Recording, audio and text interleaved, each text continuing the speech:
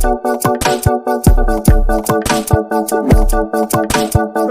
related to challenging the digital divide between generations and ensuring the access to the benefits of the digital world to everyone. Our target groups that we are working with in this project are adults and trainers, educators, service providers that work on this topic with adults. In this phase, we are looking for good practices that are already in place. And that's why we contacted Spawnpoint Institute, because we know that you already provide this type of services and work on this topic.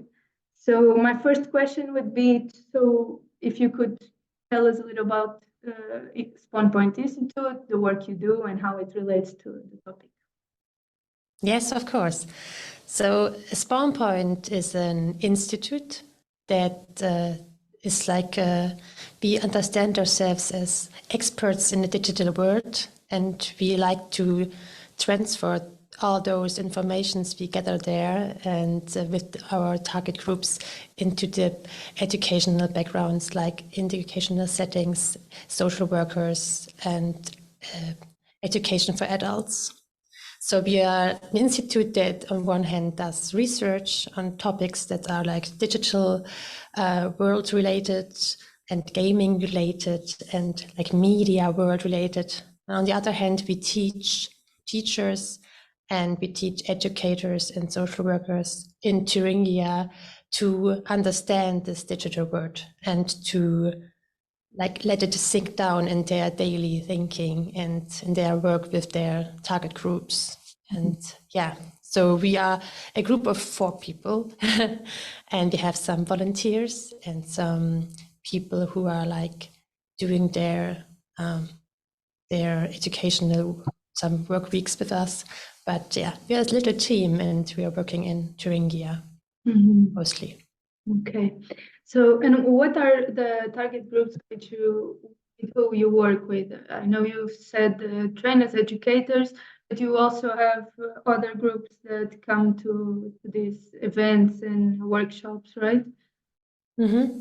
So basically, we have this goal to reach mostly the educators themselves, and they work with their target groups. So we develop model projects together with them and test them with their target groups and evaluate them also, of course, if they do what we planned they would do. But mostly we are working with, I would think people over 30 that are in the like education business or in the education sector, and social workers and people who work with younger target groups, mostly people between, I would say, like the school goers and people, in the social workers work with people till like they are old, like people, seniors. Yeah. It's like a domino effect. You start by teaching and they teach and it goes.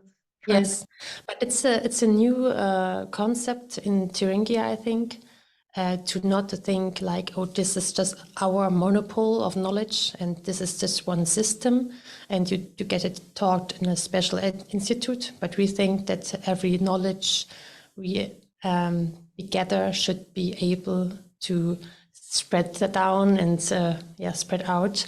So our events, our educational program and our workshops are mostly like we enable you to spread the information you gather from us in your own institution later.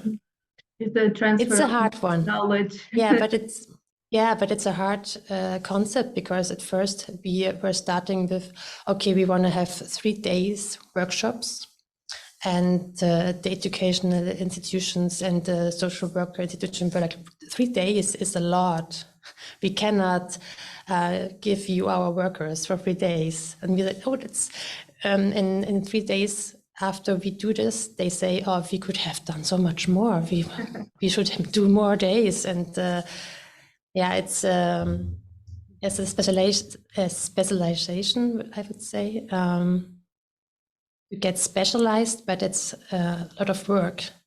And I don't know if the people who employ you, your employees, they think it's great, but if the employers don't value it, it's not so good, I think. I understand.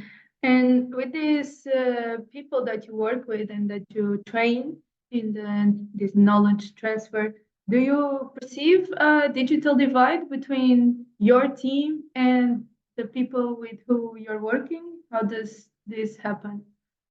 What are the differences?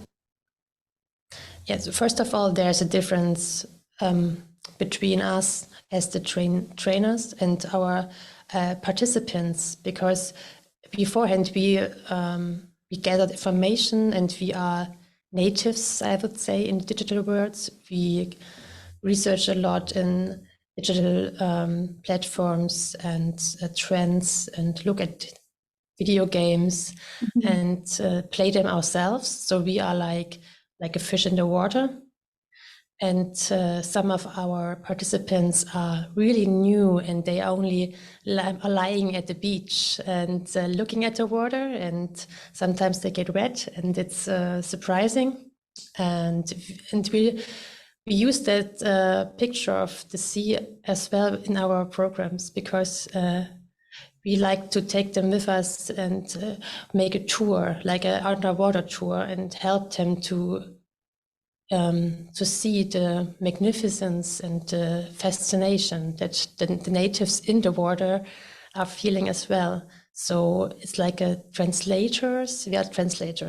We try to bring them together, but we do not have the expectation, oh, they will love everything in the digital world.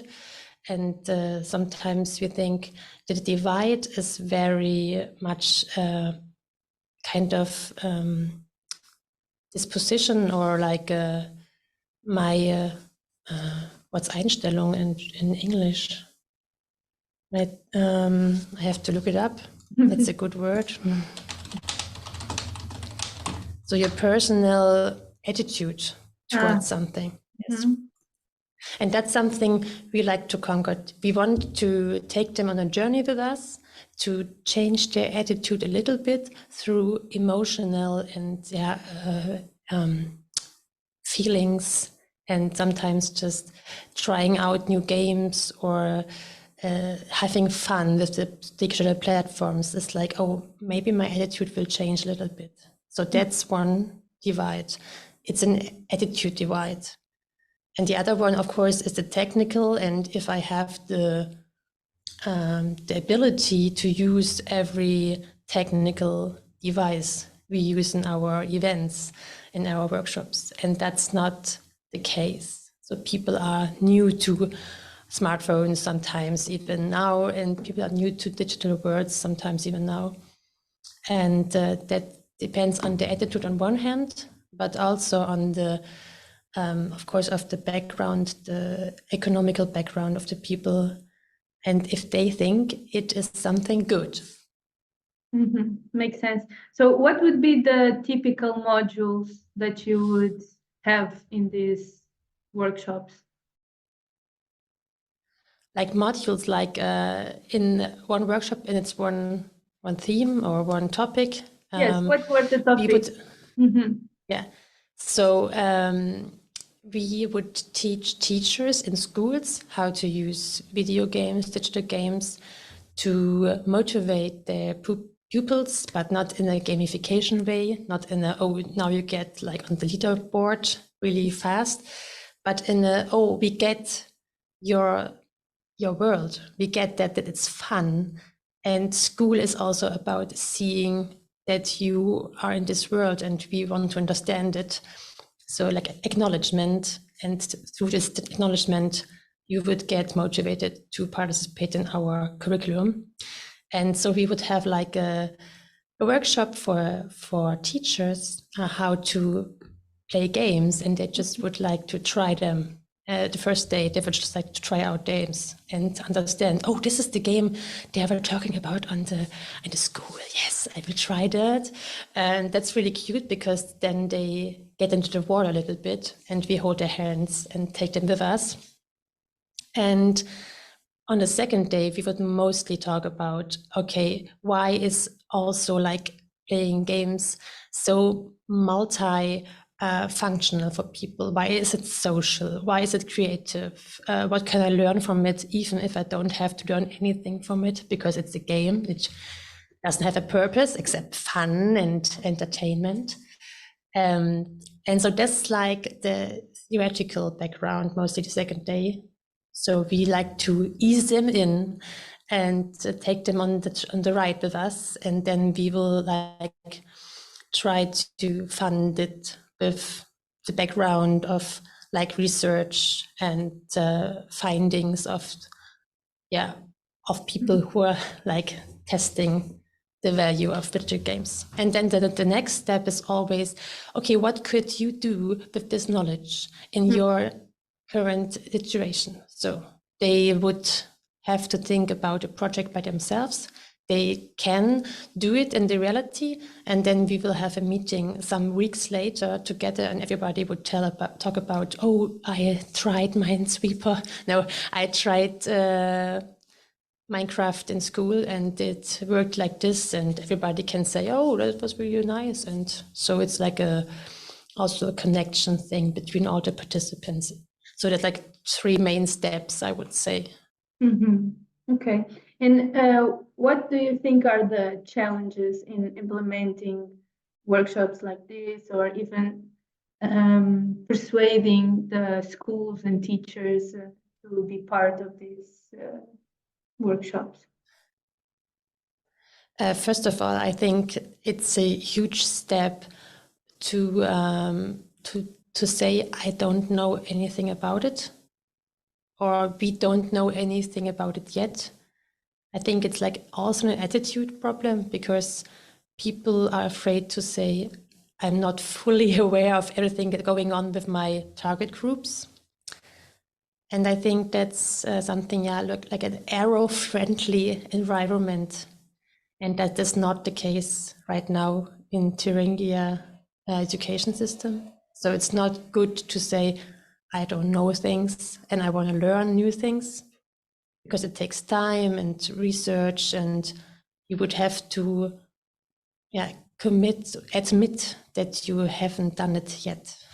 So I think that's kind of an attitude.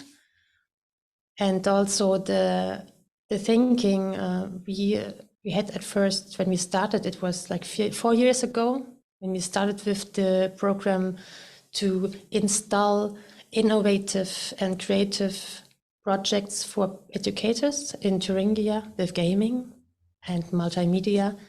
We thought, okay, it would be so easy to say every institution sends one of their people to us and we educate them for 3 days in a topic like gaming and social media, or orientation for your job with games. It's also possible. And then they would go back to their institution and would like tell everybody around about it, and would be able to teach themselves the topic themselves to others. But and also over the borders of their own institution. So like people from one institution could also join their classes. So we thought it would like with each one teach one, like the system would spread. But we had to encounter the fact that 3 days is not enough, and they would have to have more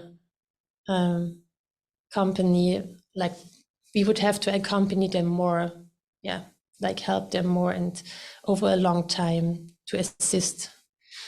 And sometimes I think also the digital divide is not only made by attitude, but also, of course, by ability. I'm not being able to read this website because there's no high contrast or easy language used.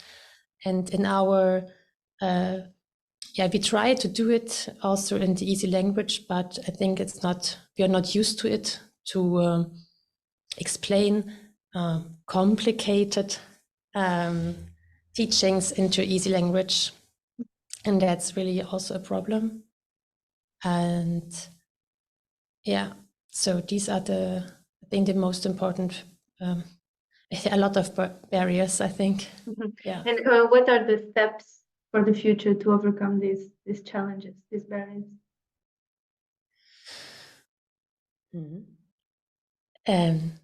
We like to overcome those barriers, those challenges with like just working with ourselves.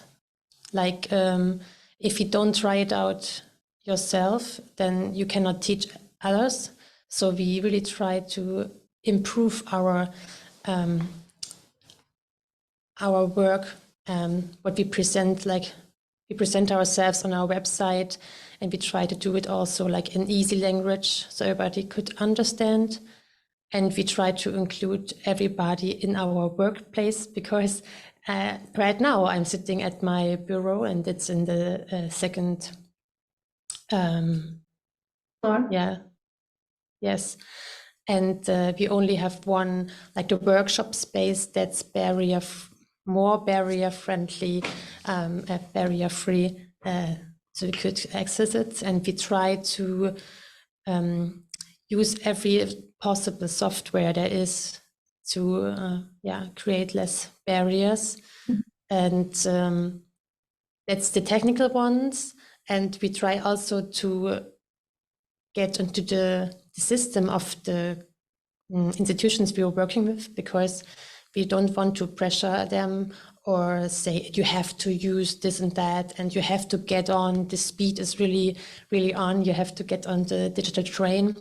But we want to ease them in with a little bit of force, but we want to like, okay, you know, this is not going back. So this stuff is going to stay. And if you want to accept the world people are living in, and not just youth, but also adults, and they're living in digital worlds, you will have to create the access, and you'll have to get the attitude right, so that it is not fake. It's not a fake world. There are also emotions there and connections. And I think that should be the next step. So we are trying to implement social workers in digital rooms and digital spaces in Thuringia in the next years, and try to work there like social workers do on the street, but in digital. So that's one of our goals, because we think then it should be normalized. And the thinking about, oh, there's this regional barrier, you know, if you're doing a project, you have to think about my participants should be from this region and not over this region. But in digital space, there is no regional barrier. So that should be also changed. Like if you're doing a project, it would be okay to have people from this and that region and come together, because yeah, that's just outdated, like regional limitations. Yeah, and besides the challenges and how to overcome them, and these plans on how to change day by day, you already said that you work on this. The institute has these workshops for 4 years, and so you surely already see the benefits happening. That's why the reason to continue, right? Yes. What are the main benefits you can already see from this type of work? We can see that this arrow-friendly and creative and let's just explore attitude that we try to implement in our events is a little bit spreading, and even like narrow-minded, you would say narrow-minded institutions like ministries and like large institutions that are like from the state, they slowly open themselves to this digital world and implement them in the catalog of like workshops for employees in the social area. You know, so we are like now we are part of a catalog run by the ministry, and we are trying to get accepted and acknowledged, and like you can, if you are participating in our programs and our workshops, you get Bildungsfreistellung, so you can get off of work, and it's like yeah, you know, it's not like you're missing, but it's good to participate in our programs. So that's like an acknowledgement. And I think that's a good thing, because then the idea of digital and gaming culture, that it's a good part of our society, is trickling down slowly into like even established institutions. And I think that's really good. And we see that people are trying to get in our programs again and again. So they are repeat offenders, you would say. So they come again. That's a sign for, okay, we do something right and it's working. And I think it's a little bit fun also, like to get around with digital, play around with AI, or like playing games and not being so seriously about what is the purpose of this, what can I use of it, what do I get of it. So I think that's something I see, but I also like, of course, the numbers of the participants, and the goal that we like to achieve is that we can go on the next year, because this year would be our next year, at our last year in this program. So we get funded by the Ministry of Science in Thuringia, and the funding stops in the end of this year. So yeah, we are looking at what your question was, like, yeah, what is going on? What good does it bring? And I think we are seeing the projects that are being done and made by our participants, and we are really happy that they bring some fun and non-economical thinking into their institutions and into their education. And final question is more broadly. So we talked about the benefits in terms of the work that you do, and in the professional also life of these people. But what are the benefits? Why is it important to do this work on bridging the digital divide for the people's lives? So how does that impact general life and the continuation of generations and the speed up process of the digital world coming more and more with this? I think if you are leaving people behind on the digital world, they get frustrated, because there's a whole magical world they don't know the access to. And that's frustrating. If everybody is invited to a party, but you are not part of it, then you get frustrated, you get aggressive, and you think about them and me. And I think that's sometimes even the case in our events, in our workshops. You can see sometimes in the people asking critical questions, like, everybody who plays games is like a lazy person, or like a antisocial person. And I would always encourage people to say, to see just first of all the world, and try to like erase all those premises before, like those ideas we have about what would anybody be who does something like gaming, and just first of all experience it themselves. And I think that just creates understanding. And even, I mean, I've heard so many times participants talking about, oh, I talked about this game we played in school, and they were like, what, Mrs. You played this game as well? And they were like just acknowledged, and it's such a nice feeling for like understanding a little bit, and even just showing interest in what they do. And yeah, I think that's just creating like bonds between those that experience maybe the gap or experience the different worlds. Yeah, I think that's one of the main points I can think about now. But if you can wait a second, maybe I think about something else. No, I think it's great. It's great. Yeah, I understand completely. And schools are one of the most important settings for education, not just education in terms of skills and competencies, but also as interpersonal skills. So this also bonding, it comes very important in order for the students to see the teachers as an example and easily learn other things from them. So I completely understand what you're saying, and it makes total sense. Cool. Nice.